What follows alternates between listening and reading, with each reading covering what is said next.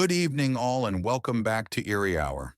Tonight, we're setting sail into the darkest waters with 10 disturbing true cruise ship horror stories. These chilling accounts come directly from passengers, crew members, and travelers who went through something aboard these floating cities that forever changed the way they see the open ocean. Each story is a real-life nightmare told by people who found themselves stuck at sea with fear itself. These are not made-up tales. They're real experiences from people who lived through absolute terror while being thousands of miles away from any escape. If you're new here, make sure to subscribe to Eerie Hour for daily true horror content that will haunt your dreams. Hit that notification bell so you never miss when we dive into the dark waters of human fear. Now let's step onto these ships of dread and see what happens when a dream trip turns into a floating nightmare, where the endless ocean becomes your cage and fear walks the decks under the starry skies. Back in March 2019, my wife Sarah and I went on our very first cruise to celebrate our fifth wedding anniversary. We had talked about doing it for years, but work and saving money always seemed to get in the way. Finally, we booked a 10-day Mediterranean cruise on Royal Caribbean's Oasis of the Seas. It was one of those massive ships, practically a floating city, with over 6,000 passengers and crew on board. The ship was unbelievably huge, in every way you can imagine. When we first walked aboard at the port in Barcelona, it felt like we were stepping into another world. There were pools everywhere, rock climbing walls, zip lines, theaters with Broadway-style shows, and so many restaurants I couldn't even count. Our room was on deck 9, on the starboard side, with a small balcony looking out at the endless blue Mediterranean Sea. The first few days were exactly what we had hoped for in a dream vacation. We ate way too much, drank too much, and wandered around exploring every part of the ship. It quickly became our whole world, and honestly, we were loving every second of it. On the fourth day, somewhere between Italy and Greece, I first noticed her. We were having breakfast in the big dining room on deck 3 when I saw this woman sitting alone at a table near the window. What caught my eye wasn't just that she was by herself. Lots of people travel solo, but something about her didn't feel right. She looked like she was in her mid-40s, with shoulder-length brown hair, and she was wearing a bright yellow sundress. The dress looked cheerful, but her face didn't match. She kept glancing around the room like she was searching for someone, checking her phone over and over, and barely touching her food. Sarah saw me staring and asked what was wrong, but I brushed it off and said nothing. That afternoon, while we were at the adults-only pool on deck 11, I saw her again, still in the same yellow dress, still pacing the promenade deck, looking restless. She was talking to crew members, showing them what looked like a photo, but every time they shook their heads and walked away. Her whole body language screamed desperation, and it made me uneasy. When Sarah went back to our cabin for a nap, I couldn't resist following her from a distance, curious about what was going on. I saw her go to the guest services desk on deck 4 and spend almost an hour there, talking to different staff. Even from across the atrium, I could see her getting more upset. Her voice grew louder, though I couldn't hear the words, and she kept waving her hands while she spoke. The staff tried to stay calm, but I could tell they were getting frustrated. Eventually, a security officer in white uniform walked up and quietly led her away. That night at dinner, I told our table mates, Frank and Betty, a retired couple from Ohio who had been on dozens of cruises, about the woman in the yellow dress. When I described her, Betty's face went pale. "Oh, honey," she whispered, leaning closer. "We heard about that. She's looking for her travel companion." She explained that the woman's friend had never returned to their cabin 2 nights ago, and no one had seen her since. Frank nodded and added, "Ship security is quietly looking into it, but they won't say much. These things happen more than people think, but cruise lines don't want the bad attention." The next morning, I woke up early around 6 a.m. and couldn't fall back asleep, so I decided to take a walk. Early mornings on a cruise ship feel strange. A place that's normally buzzing with thousands of people suddenly feels empty, with only the hum of the engines and the occasional crew member around. While walking on deck 7, I heard voices near the lifeboats. Curious, I walked closer and saw the woman again, though now she was in jeans and a t-shirt, speaking heatedly with 3 crew members. One man had captain stripes on his uniform trying to calm her, while the other 2 looked uneasy. "You're not listening," she cried, her voice breaking. "Amanda wouldn't just disappear. She wouldn't leave without telling me. We've been best friends for 20 years. Something happened to her, and you people are acting like she just decided to vanish." The officer with stripes spoke firmly but calm. "Ma'am, I assure you we're taking this seriously. We've checked public areas, reviewed security footage, and spoken with passengers and crew. Sometimes people just need time alone, or meet someone, or find a quiet spot. This ship is very big," she snapped back. "You think she's hiding from me? That my best friend is playing hide and seek? Amanda has diabetes. She needs her insulin, which is in our cabin. She hasn't come back for it. She's been missing for 3 days now." Her words hit me hard. This wasn't just a small issue. This was life-threatening. I felt my stomach sink as I listened. The senior crew member grew serious. "We are aware of the medical risk.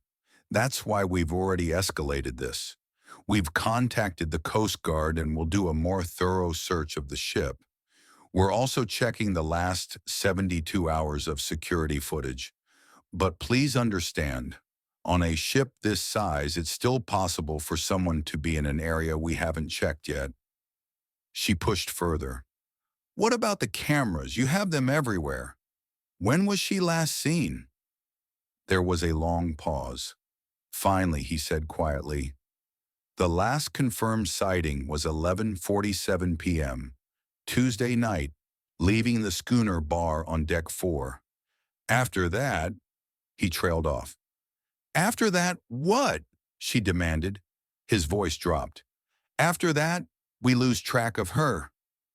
The woman let out a sound that was half sob, half scream. "So you're telling me, somewhere between the bar and our cabin, which is only 5 minutes away, my best friend just vanished on a ship in the middle of the sea?" I couldn't stand hearing more. My stomach churned, and I realized I was spying on the worst moment of her life. I backed away quietly and returned to our cabin, where Sarah was getting ready. When she saw how pale I was, I told her everything I'd overheard. From that point on, the whole cruise felt different. What had started as a carefree vacation now felt heavy and sinister. Every hallway felt darker. Every closed-off deck made me wonder what could be hidden there. The size of the ship, which once amazed us, now felt terrifying. Too many corners for someone to vanish. Too many places no one ever checked. Other passengers whispered that the missing woman's name was Amanda Mitchell, 43, from Portland, Oregon. Security tightened without much notice. More crew were visible, and quiet announcements asked people to report anything strange. But for most guests, life went on. People swam, laughed, ate, and watched shows as though nothing had happened. On our last night, as Sarah and I packed, she found a folded note slipped under our door. The handwriting was shaky. If you're the man who was listening near the lifeboats yesterday morning, please meet me at the solarium on deck 11 at midnight. I need to tell someone what really happened to Amanda before we dock tomorrow. The crew won't listen. Jennifer. I showed the note to Sarah, and we argued for more than an hour about whether we should go or not. A part of me wanted to know what Jennifer had to say, but another part of me was scared of what truth I might find out. In the end, curiosity won, and at 11:55 p.m., we made our way to the solarium, a quiet glass-covered pool area that was almost always empty late at night. Jennifer was already there, sitting on a lounge chair and staring out into the dark ocean. She looked like she had aged years in just the few days since I first noticed her. When we walked up, she looked at us with swollen red eyes and thanked us for coming. What she said after that completely changed the way I thought about safety on cruise ships. Amanda didn't just vanish, she started in a weak voice. She was scared of someone on this ship. Jennifer explained that Amanda had been getting strange notes slipped under their cabin door, and she was sure someone was following her around. At first, Jennifer thought Amanda was being paranoid when she suggested telling security, but Amanda was truly frightened. On the night she went missing, she had gone to the bar to meet someone who said they had information about who was stalking her. That was the last time anyone saw her. Jennifer said she had tried to get the crew to take the threat seriously, but they brushed it off as simple cruise ship drama. After Amanda disappeared, she found the threatening notes thrown in their trash, but when she showed them to security, they told her Amanda must have thrown them away herself because she was overreacting. The crew treated the whole situation like Amanda had just had too much to drink and passed out somewhere. The next morning we docked in Barcelona, and I never found out what really happened to Amanda Mitchell. Jennifer gave me her contact details and begged me to reach out if I ever heard anything, but I never did. When I got home, I searched the internet for stories about missing cruise passengers, and I was stunned to see how common it really is. According to multiple reports, people disappear from cruise ships at an alarming rate, and most cases are never solved. That whole experience completely changed how I see cruise travel. What I thought was a safe and controlled vacation setting turned out to be much more dangerous and unpredictable. The ocean is endless and merciless, and once a ship is in international waters, normal law enforcement rules become unclear at best. I still think about Amanda sometimes, wondering if she accidentally fell overboard, if someone pushed her, or if she's still alive somewhere. But what I think about most is Jennifer and the desperate, helpless look in her eyes as she realized her best friend had simply vanished in the middle of the Mediterranean Sea. Back in August 2017, I decided to give myself a gift, a solo cruise for my 30th birthday. I had just gone through a painful divorce, and my therapist told me that some alone time might help me heal and gain clarity. So I booked a 7-day Eastern Caribbean cruise on the Norwegian Dawn, thinking that being surrounded by tropical waters and endless things to do would distract me from everything I was going through. As a woman traveling alone, I was a little nervous at first, but everyone I spoke to told me cruise ships were very safe, with plenty of security around. The Norwegian Dawn was a mid-sized ship carrying about 2,400 passengers, so it felt smaller and more personal than those giant ships advertised everywhere. My cabin was on deck 8, an interior room with no balcony, but I spent extra for a larger space since I'd be in it often. The first few days were exactly what I needed. I slept in, ate whatever I wanted, read by the pool for hours, and went to the evening shows without having to think about anyone else's plans. For the first time in months, I felt like I was finally remembering who I was outside of my broken marriage. On the third day while docked in St. Thomas, I had my first run-in with Marco. I came back to my cabin around 10 p.m. after exploring Charlotte Amalie and couldn't get my key card to work. No matter how many times I swiped it, the door wouldn't unlock. After struggling for a few minutes, a crew member appeared at the end of the hallway and asked if I needed help. He was Marco, probably in his late 20s, with dark hair and an accent I couldn't quite place, maybe Italian or Spanish. He wore the standard crew uniform, and his name tag showed he worked in housekeeping. "Let me try," he said with a friendly smile, taking my key card. He unlocked the door easily with a trick, holding the card at a certain angle. "These cards can be very tricky," he explained, handing it back. "But I've been working on ships for 8 years. I know all their secrets." I thanked him and was about to step inside when he kept talking. "You are traveling alone?" he asked. "Yes, I noticed because I clean your room every day, and only one person's things are inside." The way he said this made me uneasy. He seemed to be paying too much attention to my personal life. But I told myself he was just being friendly, maybe hoping for a tip, so I smiled and admitted I was traveling solo. "That is very brave," he said, leaning against the doorway in a way that blocked me. "Many women are too scared to travel alone on cruise ship, but you are very independent." The way he said independent, pausing as he looked at me too long, made me uncomfortable. I mumbled something about being tired, but he didn't step aside. "If you need anything during your cruise, anything at all, just ask Marco. I work night shift, so I'm always around when things get quiet." Finally he moved, but not before looking me up and down in a way that felt wrong. I quickly thanked him and shut the door, locking both the deadbolt and latch. The next morning I tried to convince myself I was overthinking it. Maybe Marco was just trying to be nice, and maybe my divorce had made me overly cautious around men. But when I came back to my room later that day, I instantly noticed something was strange.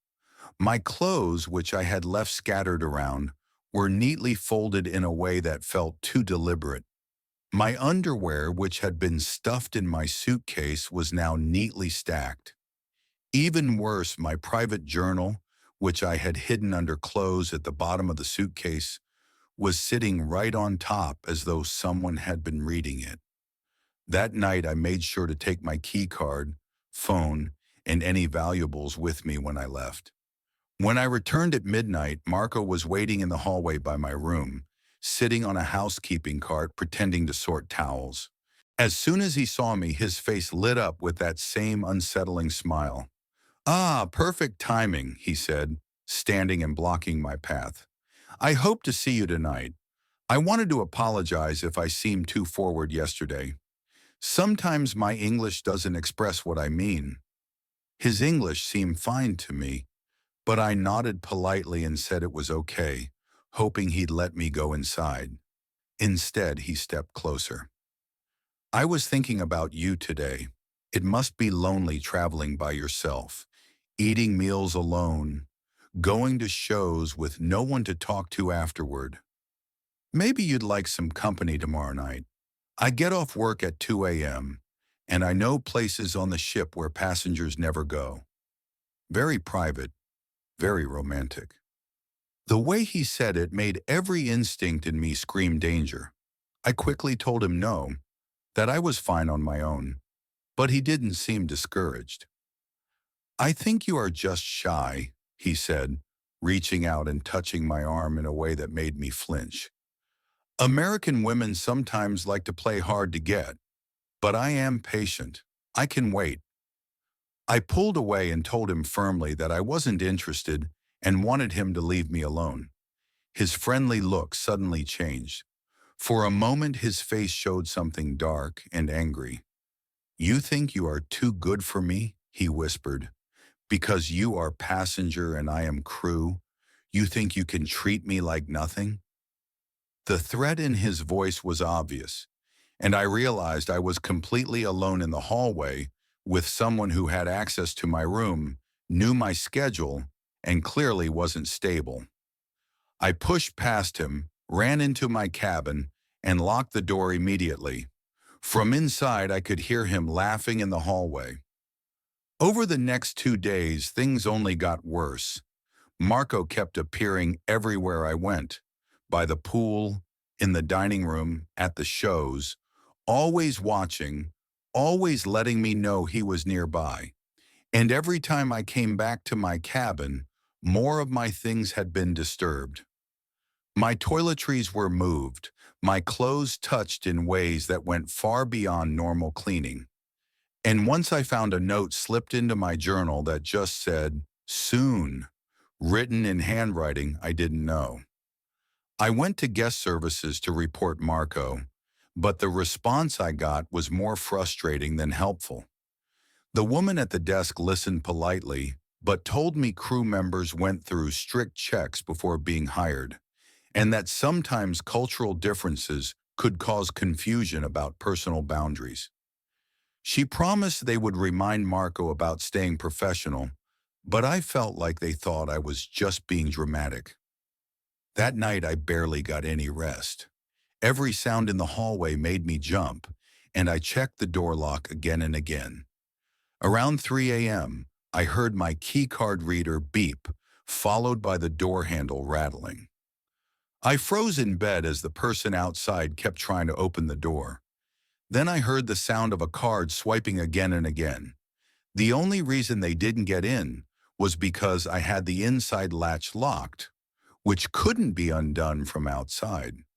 For about 10 minutes, they tried off and on before finally walking away. I didn't sleep at all and went straight back to guest services in the morning, demanding to speak to security. This time, they took me seriously, especially when I mentioned the late-night break-in attempt. The head of security, a tough woman named Captain Rodriguez, listened carefully and her expression grew more serious as I talked.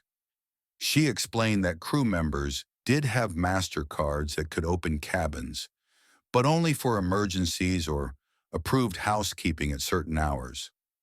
The fact that someone had tried to get into my cabin at 3 a.m. was a major security violation and needed to be investigated immediately. Within an hour, Captain Rodriguez came back with upsetting news.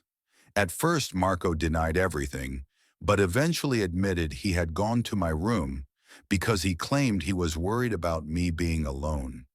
When they searched his cabin, they found hidden photos of me he had secretly taken, by the pool, at dinner, walking around. Even worse, there were photos of other women from past cruises along with stolen items like jewelry and underwear. Marco was locked in his quarters right away and would be handed over to police when we arrived in Miami the next day. Captain Rodriguez promised me this sort of thing was extremely rare and said the company would review their hiring process to avoid it in the future. She offered to move me to another cabin, but all I wanted was to leave the ship as soon as possible. That trip, which was supposed to be a healing getaway, turned into a nightmare and left me deeply distrustful of cruise travel. What haunted me most wasn't just Marco's behavior, but how simple it was for him to get into my personal space without anyone noticing. The thought that I had been sleeping in a room someone with dangerous intentions could enter whenever they wanted still keeps me awake at night. I never booked another cruise again. Even now, I can't stay in a hotel without obsessively checking locks and security latches before I feel safe enough to sleep. Back in November 2020, right in the middle of the pandemic when cruise trips had just restarted, my husband David and I thought a 2-week transatlantic cruise from Miami to Southampton would be the perfect escape. We had both been working nonstop through the worst of COVID. I was in the ICU and he was a paramedic, So we badly needed a break from the nonstop stress. The Celebrity Eclipse cruise line had set up strong safety rules with testing, fewer passengers, and upgraded medical facilities, which made us feel secure about traveling during such a risky time. The ship itself was gorgeous, with space for almost 2,900 passengers. But because of restrictions, only about 1,200 people were on board. That gave the trip a surprisingly calm and private feel, nothing like the crowded cruises we'd been on before. Our cabin was on deck 7 with a balcony overlooking the wide Atlantic, and those first few days felt like heaven. With fewer people, service was faster. There were no long lines and everything felt peaceful. For two people who had lived in crisis mode for so long, it felt like we were finally breathing again. But on the sixth day, far out in the middle of the Atlantic, almost 800 miles from land, things took a terrible turn. We were having lunch at the Ocean Cafe buffet when a man in his 60s suddenly collapsed while walking with his food. At first, it seemed like he had just fainted, but David and I ran over, instincts taking over, and it was clear this was much worse. His breathing was shallow, his skin was pale gray, and he clutched his chest in pain. His wife Patricia was beside him, crying and asking what was happening. I had seen this exact thing before as a nurse. He was having a heart attack. David checked his vitals as I tried to calm Patricia, and soon the ship's medical team arrived. The doctor, Dr. Martinez, looked young, maybe early 30s, with two nurses beside him. He seemed worried right away. They brought a stretcher to move Robert, as we learned his name, to the medical center on deck 2. As we made our way there, I noticed how little equipment they had. Basic life support gear, but nothing close to what would be available in a hospital. The medical center itself was bigger than I expected, with a few rooms and maybe 6 beds, but still just a small clinic. Dr. Martinez worked hard to stabilize Robert, but it quickly became clear their tools weren't enough for such a major cardiac emergency. They had oxygen, some medications, and an EKG, but not the advanced tools or surgery Robert needed. Over the next hours, Robert grew worse despite everything they tried. Patricia stayed by his side, her sobs echoing through the clinic. Dr. Martinez explained to us quietly that Robert needed urgent surgery and advanced procedures the ship couldn't provide. The nearest hospital was over 500 miles away, and even with the ship at full speed, it would take almost a full day to get there. The captain turned the ship toward the Azores, but everyone knew time wasn't on Robert's side. Dr. Martinez was talking with specialists on land through satellite, trying to follow their instructions, but as night fell, Robert's condition was critical. Around 2 a.m., Patricia's scream cut through the ship. Robert had gone into cardiac arrest. The medical team did CPR desperately, but they lacked the tools and staff to save him. I stood outside watching Dr. Martinez do chest compressions for more than 40 minutes, his face showing he knew the fight was hopeless. At 2:47 a.m., Robert was pronounced dead, still 300 miles from shore.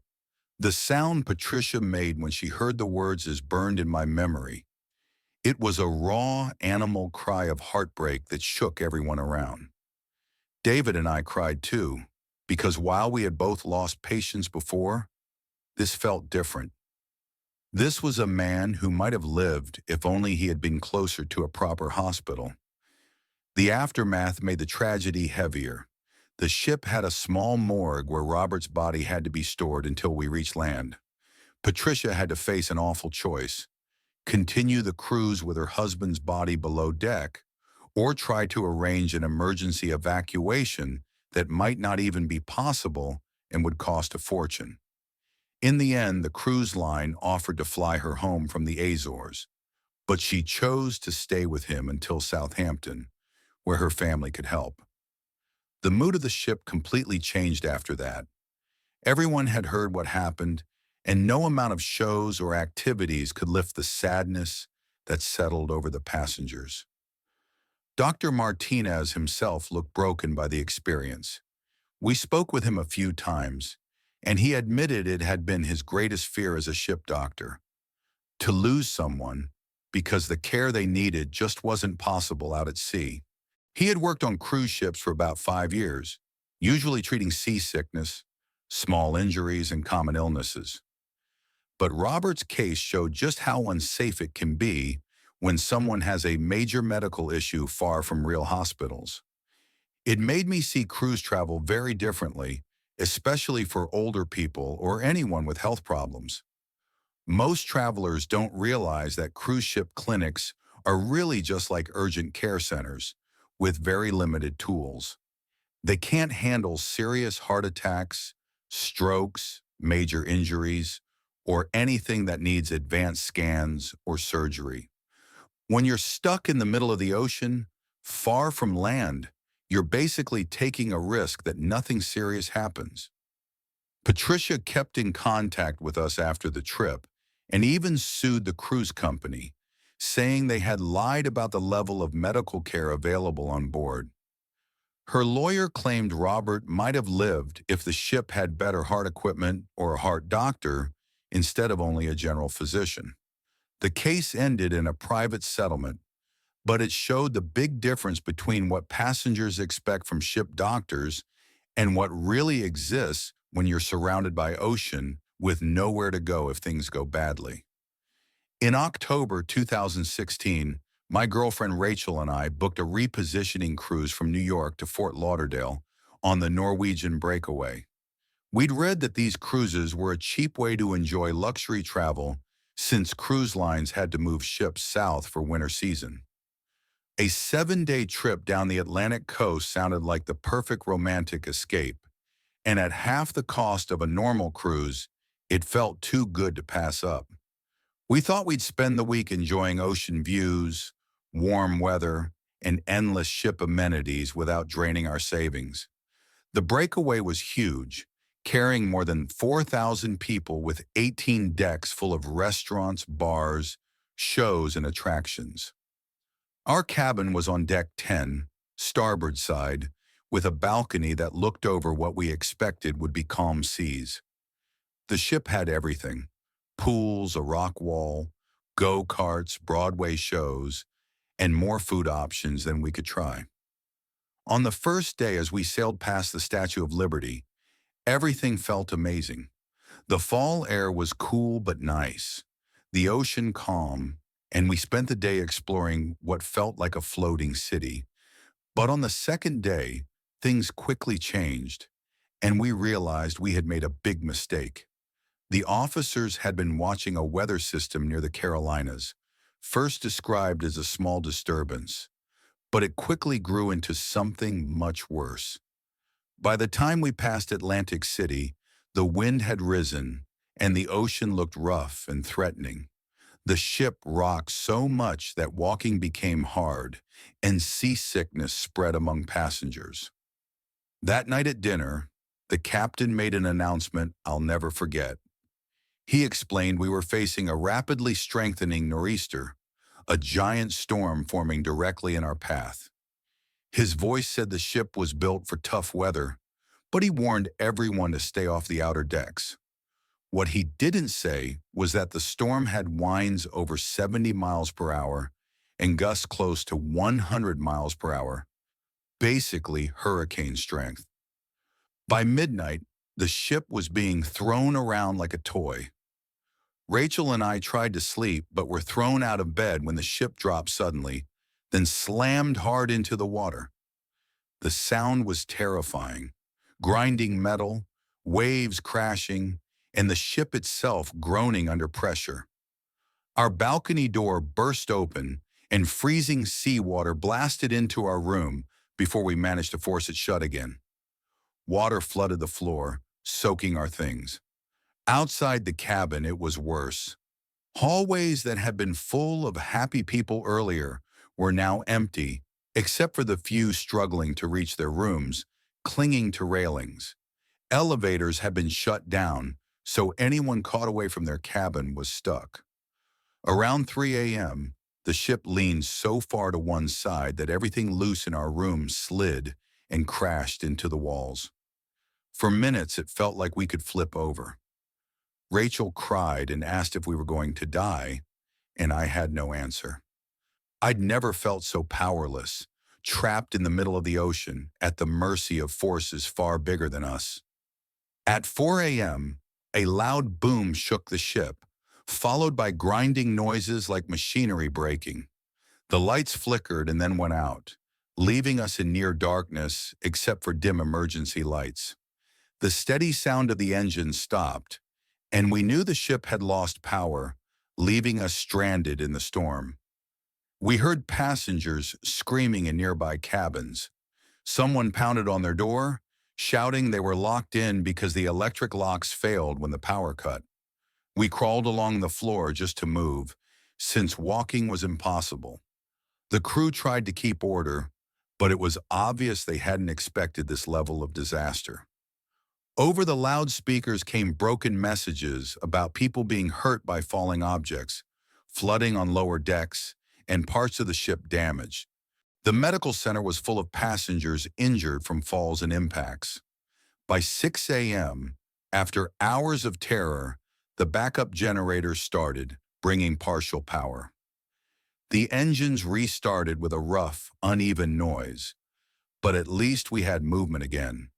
The captain spoke again, his voice shaky now, admitting the ship had taken damage but promising they were trying to keep us safe. When the sun finally rose, the sight outside was like a nightmare. Waves as high as 30 feet surrounded us like walls of water. From the top of each swell, we could see nothing but angry ocean in every direction. Then we plunged into deep troughs that made it feel like we were buried inside a canyon of water. The storm raged for another 18 hours. Several passengers were badly injured and had to be rescued by Coast Guard helicopters once we got close enough to shore. By the time the storm ended, the ship's top decks were wrecked. Furniture was gone, windows shattered, and parts of the pool deck collapsed. Flooding ruined cabins on lower decks, and dozens of passengers had to be relocated. When we finally limped into Fort Lauderdale 2 days late, the breakaway looked battered and broken. The hull was scarred, windows smashed, and metal bent from the storm. Passengers getting off looked traumatized, with some kneeling to kiss the ground. That nightmare completely changed how I see cruise travel. I learned that a relaxing trip can instantly turn into a battle to survive. No matter how advanced or huge these ships are, they're still just fragile boxes floating on a wild ocean that doesn't care about human plans. That storm taught me that once you're far from land, you're powerless if nature decides otherwise. I've never set foot on another cruise since, and now whenever I see glossy ads showing sunny decks and calm seas, I remember that night when we prayed in the dark that we'd live until morning. In June 2018, my husband Mike and I chose to celebrate our 15th wedding anniversary with a 10-day Alaska cruise on the Celebrity Solstice. We had always dreamed of seeing the glaciers and wildlife of the Inside Passage. After years of saving money, we finally treated ourselves to a balcony cabin for what we hoped would be the perfect trip. Mike had worked long overtime hours to afford it, and I had used nearly all my vacation days from teaching. This was supposed to be our special time to relax together and escape from everyday stress. The Celebrity Solstice was stunning, carrying about 2,850 passengers, and our cabin on deck 7 gave us a beautiful view of the sea we'd sail through on the way to Alaska. The ship had a classy and calm feel that was very different from the party cruises we had been on before. Most of the passengers were couples around our age or older, many of them retirees who had the time and money for these longer, more expensive trips. For the first few days as we moved north along the Canadian coast, Everything was just what we had hoped for. The views were stunning, the food was wonderful, and the peaceful, romantic setting was exactly what our marriage had been missing. On our third day at sea, while we were having lunch at the Ocean View Cafe buffet, we first met the Hendersons. They sat at the table right next to us, a couple in their early 60s who looked normal enough at first. The man Dale was tall, heavy with graying hair, and a loud voice that filled the whole dining room. His wife, Susan, was smaller and quiet, with nervous eyes that never seemed to look straight at you. They started a casual conversation about the cruise, asking where we lived and what excursions we had signed up for. It seemed like typical cruise ship small talk, the kind you get used to when sharing meals with strangers. Dale seemed friendly, maybe a bit too talkative, but it was Susan's behavior that made me uneasy. She kept staring at me with this strange focus, studying my face, my hair, my clothes, as if she wanted to memorize every little detail. Whenever I caught her watching, she didn't look away like most people would. Instead, she gave me this smile that didn't seem real and just kept staring. During the talk, she asked questions that felt unusually personal about our marriage, our jobs, and if we had kids. When I admitted that we had been trying for years without success, I noticed a shift in her expression that made my skin crawl. After that meal, we figured we wouldn't see them again. But in the days that followed, they somehow showed up everywhere we went. At the evening show, they would end up sitting right behind us. At the pool, they picked the seats across from us. At dinner in a specialty restaurant, they were nearby again, with Susan's eyes fixed on me the whole time. Mike told me not to worry, saying ships weren't that big, and it was normal to run into the same people. But even he began to see how often the Hendersons appeared around us. Things got worse on our fifth day when we docked in Juneau.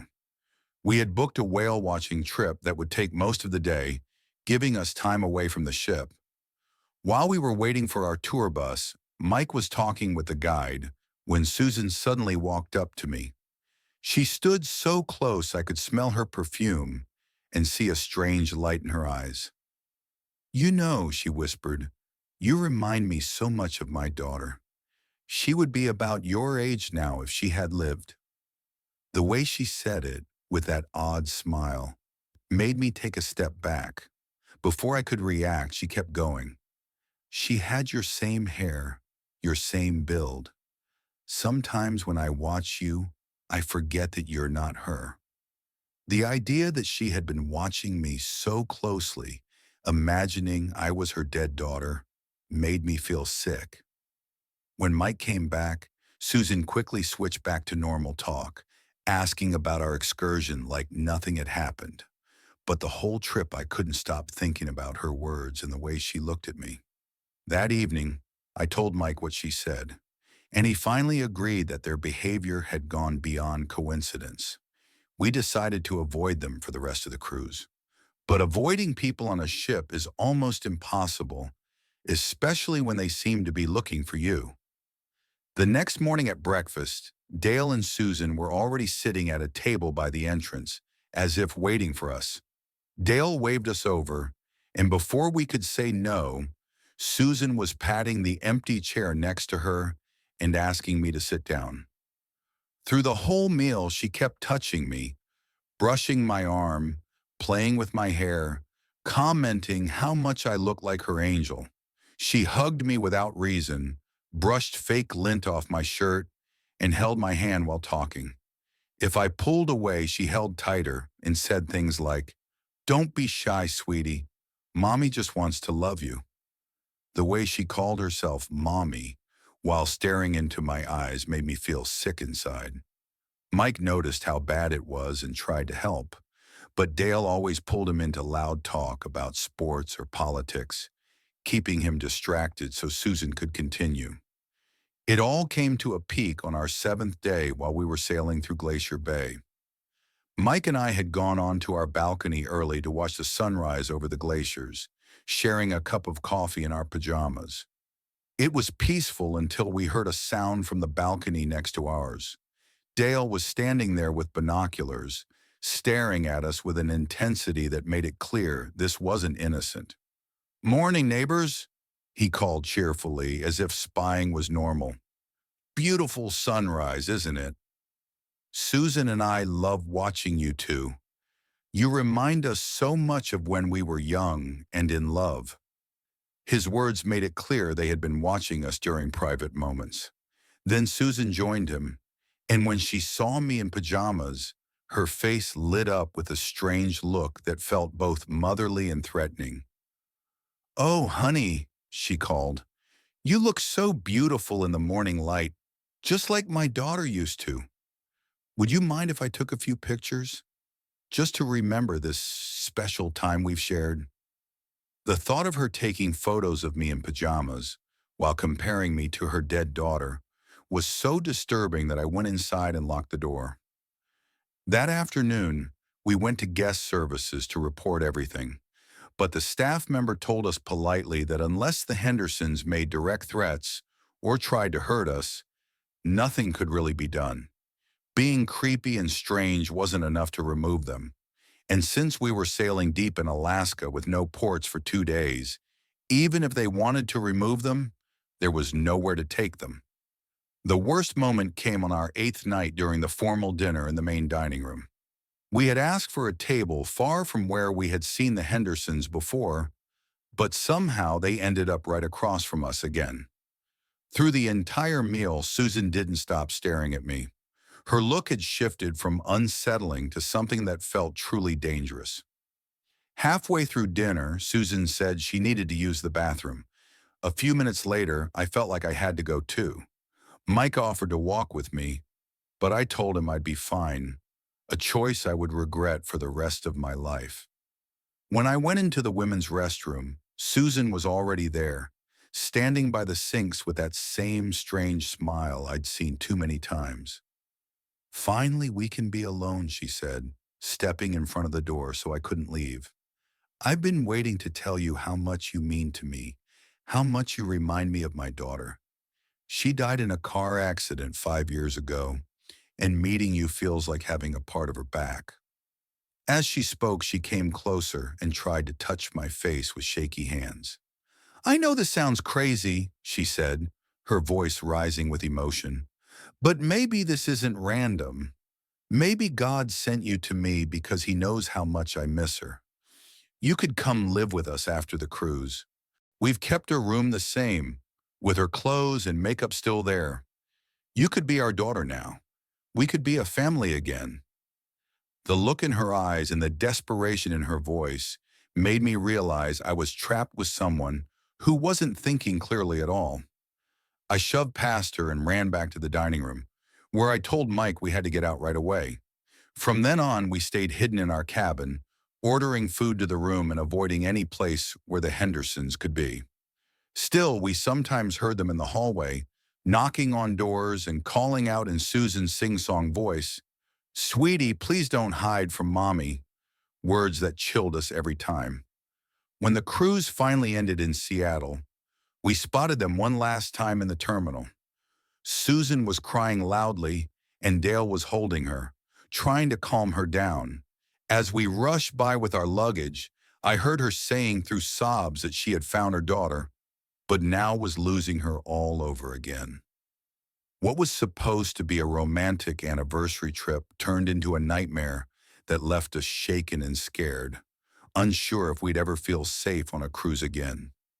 It made me realize that some of the most frightening people aren't always criminals or predators, but people who are so broken by grief that they lose their grip on reality and on normal boundaries.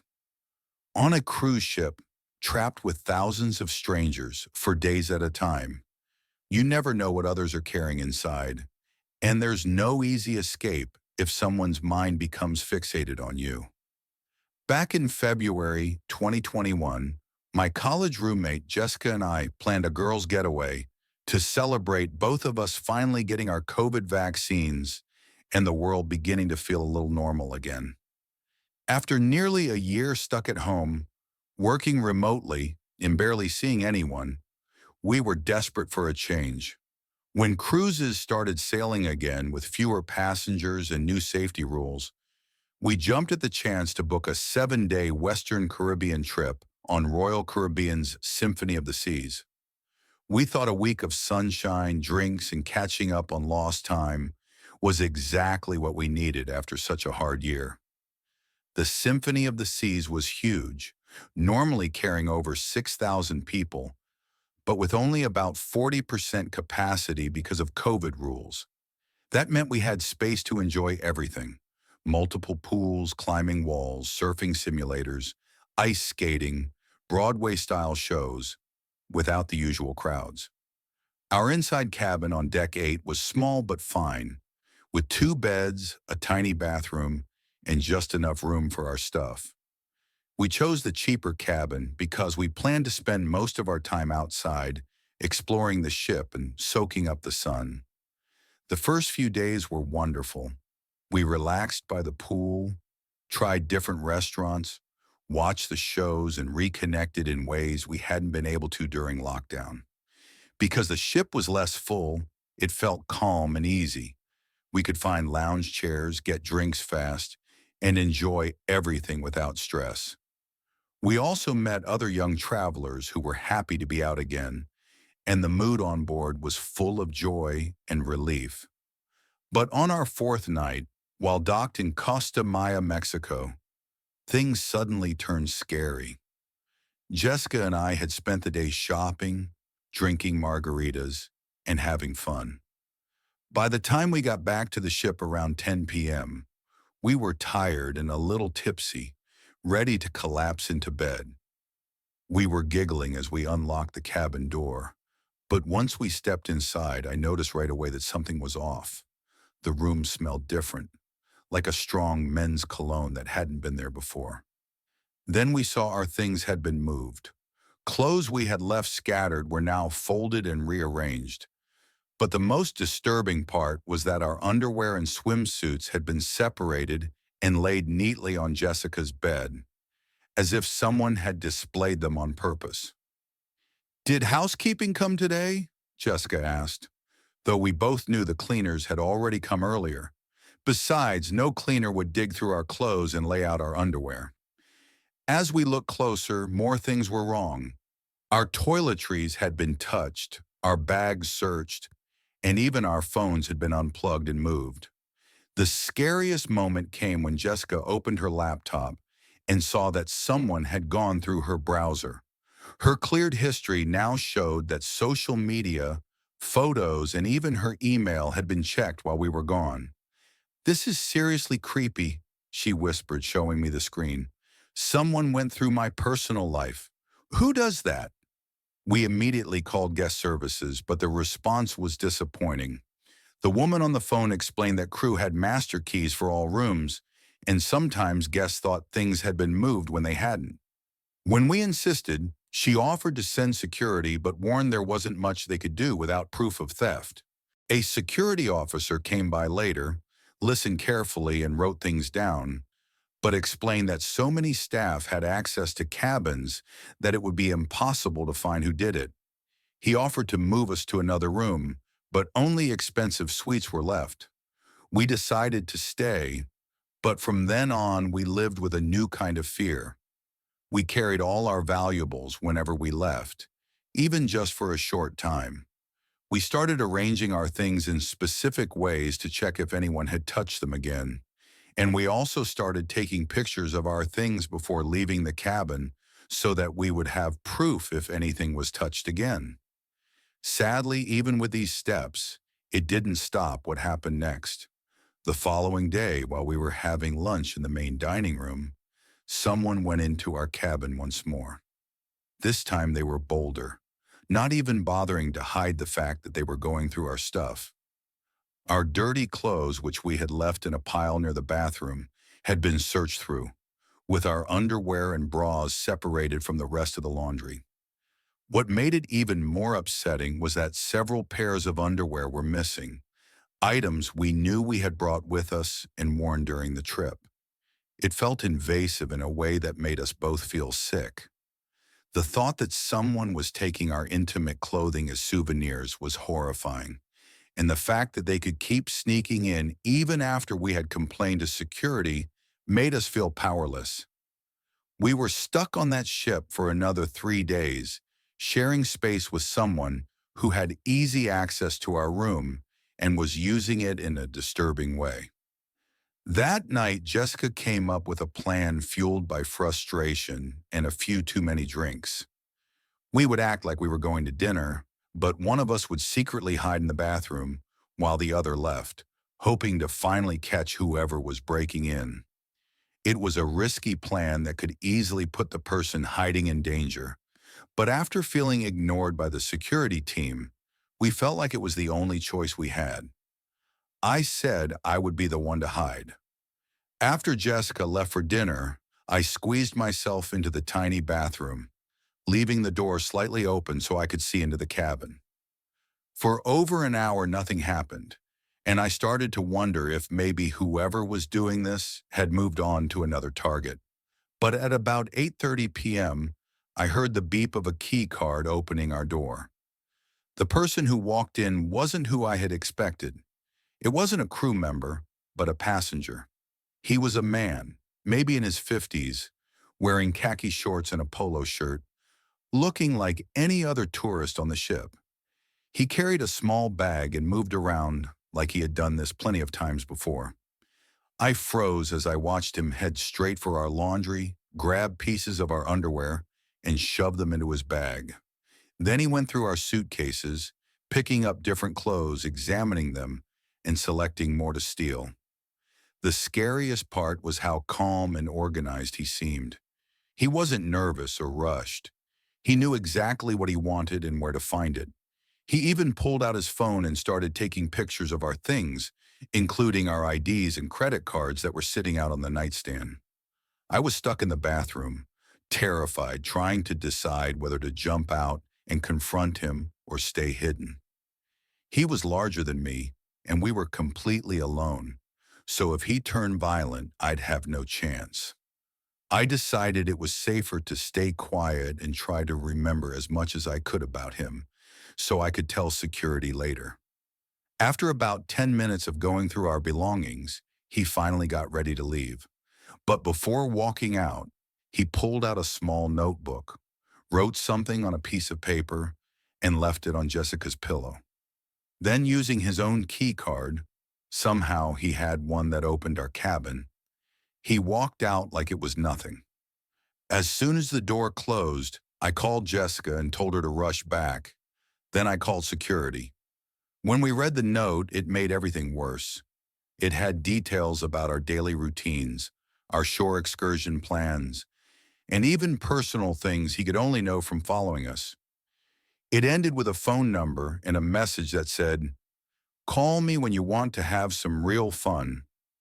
This time, when security came, they finally treated it seriously.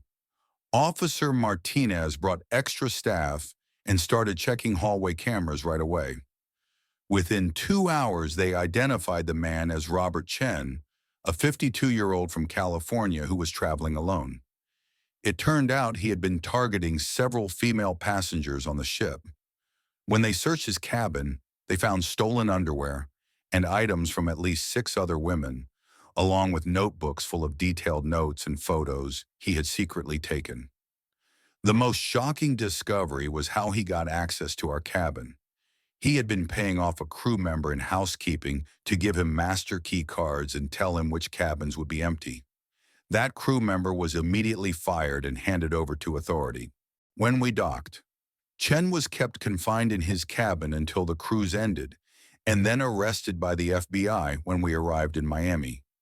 Later, we found out he had been doing this same thing on multiple cruises for 2 years, and our case helped link him to other reports. The cruise line gave us a full refund and offered us another free trip, but neither of us wanted anything to do with cruises ever again. The whole experience shattered my sense of safety when traveling and showed me how easy it is for passengers to become targets, whether from other travelers or crew members willing to sell access. Knowing that someone had been in our most private space, stealing and watching us for days without being caught, made it clear how limited security really is on these massive ships full of strangers.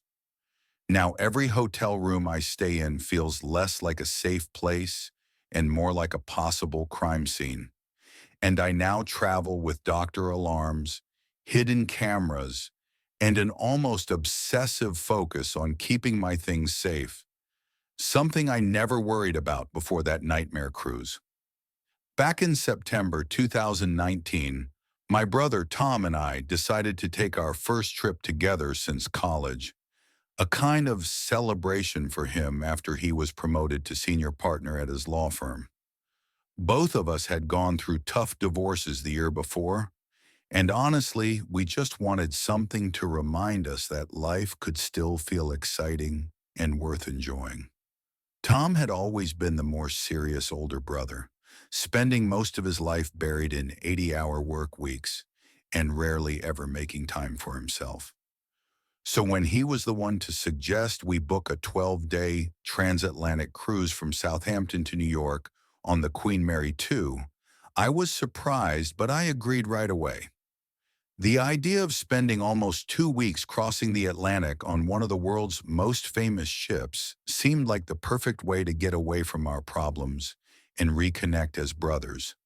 The Queen Mary 2 was exactly what you would imagine from Cunard's top ship: classy, refined, and full of tradition. It wasn't like the newer cruise ships that feel like theme parks on water. This was a real ocean liner, built for the serious business of crossing the Atlantic in comfort and style. The ship carried about 2,600 passengers and was designed to look and feel like the grand old days of ocean travel. Our stateroom on Deck 6 was beautifully decorated with polished wood, fine furniture, and a small window that looked out onto the wide, endless Atlantic. For the first few days as we left England and sailed into rougher seas, everything felt wonderful. There were formal dinners, afternoon tea, interesting guest lectures, and an atmosphere that made you feel like you were stepping back in time to when ocean travel was truly elegant. Even though the ship had been built in 2003, it had every modern safety system you'd expect: multiple backup generators, advanced fire controls, satellite communications, and lifeboats for far more people than were on board. Captain Williams, a veteran of over 30 years sailing the Atlantic, gave daily updates about our progress and the weather, and his calm, professional tone reassured everyone that we were in good hands for the 6-day crossing.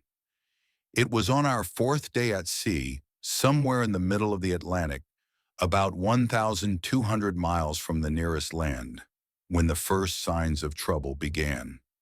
Tom and I were having lunch in the Britannia restaurant when the ship's lights flickered several times. The flickers lasted only a second or two each time, but enough that conversations in the room paused and people looked up at the chandeliers with puzzled faces. The waiters kept serving as though nothing was wrong, but you could see the worry in their eyes as they exchanged quick glances. An hour later, while we were sitting in a lecture in the ship's planetarium, the lights flickered again. This time, the sound of the ship's engines changed. What had been a steady and reassuring hum became uneven, like a heartbeat that skipped now and then. The lecturer, who had been talking about whale migrations, actually stopped for a moment to listen before continuing, but it was clear the noise had unsettled him. That evening at dinner, Captain Williams made an announcement over the speakers, his voice sounding tenser than before. "Ladies and gentlemen, we are experiencing some minor technical difficulties with one of our electrical systems. Our engineers are working on it, but you may notice some short power issues. I want to assure you that all safety systems remain fully operational, and there is no need to worry." But it was obvious there was reason to worry, and soon everyone could see it. The lights kept flickering more often.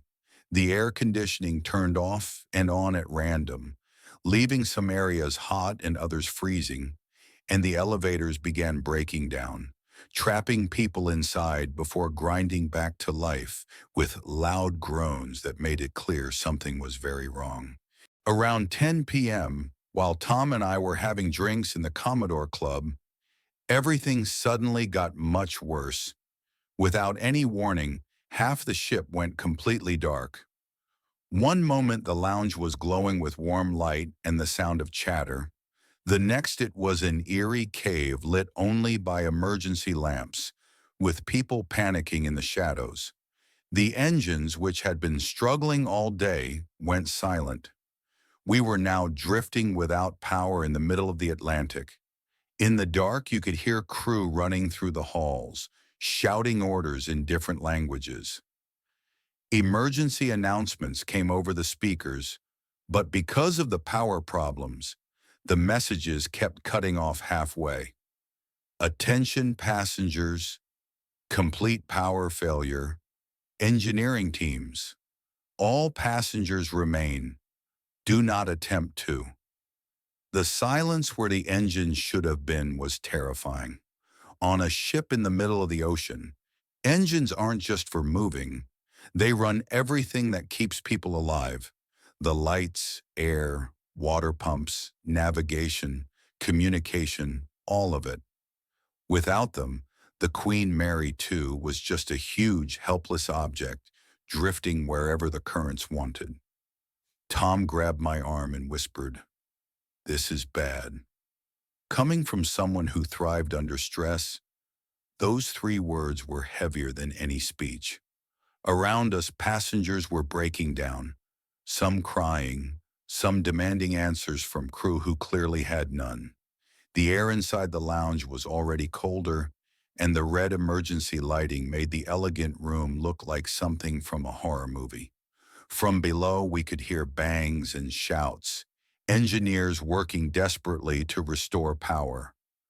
But as the hours dragged on, it became clear this wasn't a simple fix. Around 2 a.m., the captain made another announcement, and this time he didn't soften the truth.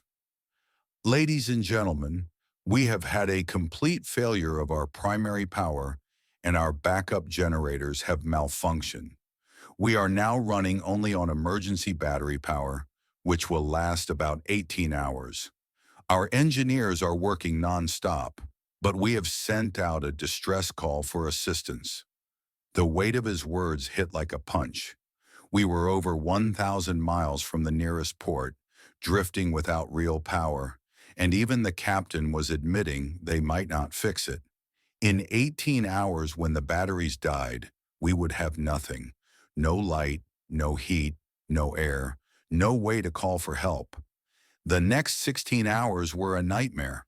The ship's water stopped running, so there was no way to drink, cook, or clean. The toilets stopped working, leaving awful conditions throughout the ship.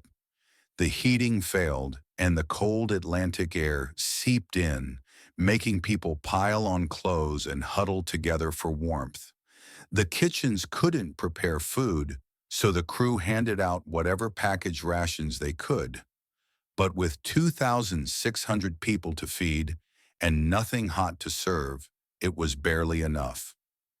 Dehydration became a real danger as people tried to ration the little water left. Worse than all of this was the silence from the outside world. With the satellite systems down, there was no way to send or receive messages. We were drifting in one of the most dangerous oceans on Earth, and to the rest of the world, it was like we had simply disappeared. Families in New York would expect us in 2 days, not knowing we were powerless in the middle of nowhere. With about 2 hours left on the emergency batteries when it felt like we were on the edge of total collapse, the engineers managed to get one of the backup generators running again, at least partly. It wasn't enough to power the whole ship, but it gave us dim lighting, basic air, and most importantly, communication. The captain contacted the Coast Guard and several nearby ships for help. Over the following days, 3 different ships came to us, bringing supplies, emergency power, and extra engineers.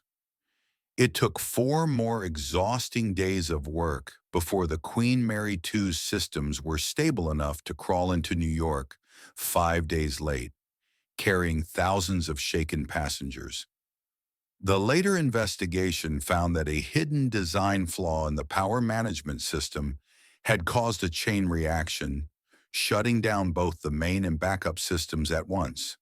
The batteries were never designed to keep such a massive ship alive for so long. The whole event completely changed how I see ocean travel. It showed me how much these huge ships depend on complex systems that can suddenly fail and leave everyone trapped.